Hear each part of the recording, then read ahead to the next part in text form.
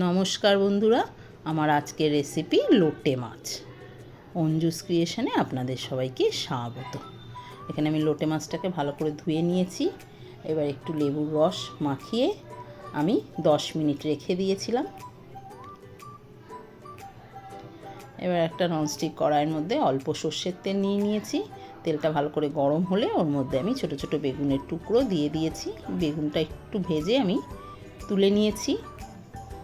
এবার ওই তেলের মধ্যেই একটু পেঁয়াজ কুচি দিয়েছি। পেঁয়াজটা একটু লাল করে আমি ভেজে নিচ্ছি।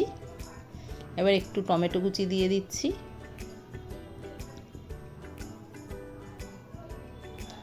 আর একটু লঙ্কা কুচি দিচ্ছি। দিয়ে পেঁয়াজ আর টমেটোটা একটুখানি ভেজে নিতে হবে। এবার এর মধ্যে আমি একটু রসুন কুচি দিয়ে দিয়েছি। আপনারা চাইলে এখানে রসুন বাটাও ব্যবহার করতে পারেন। এবার এই লোটে মাছের মধ্যে আমি একটুখানি পেঁয়াজ কুচি আর একটু সর্ষের তেল, একটু হলুদ গুঁড়ো আর একটু লবণ মাখিয়ে নিয়েছি। এবার এই মাছগুলোকে আমি দিয়ে দিচ্ছি কড়াইতে। এবার একটু কাশ্মীরি লঙ্কার গুঁড়ো দিয়ে দিয়েছি।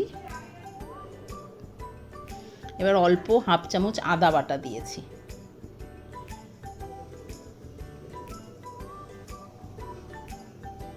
এবার আঁচটাকে সিমে করে মাছটাকে কিছুক্ষণ ফুটিয়ে নিয়েছি। এবার ভেজে রাখা বেগুনগুলোকে দিয়ে মাছগুলোকে আমি উল্টে দিয়েছি।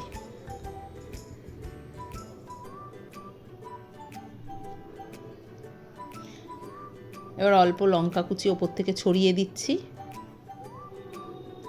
লোটে মাছ আমার তৈরি হয়ে গেছে।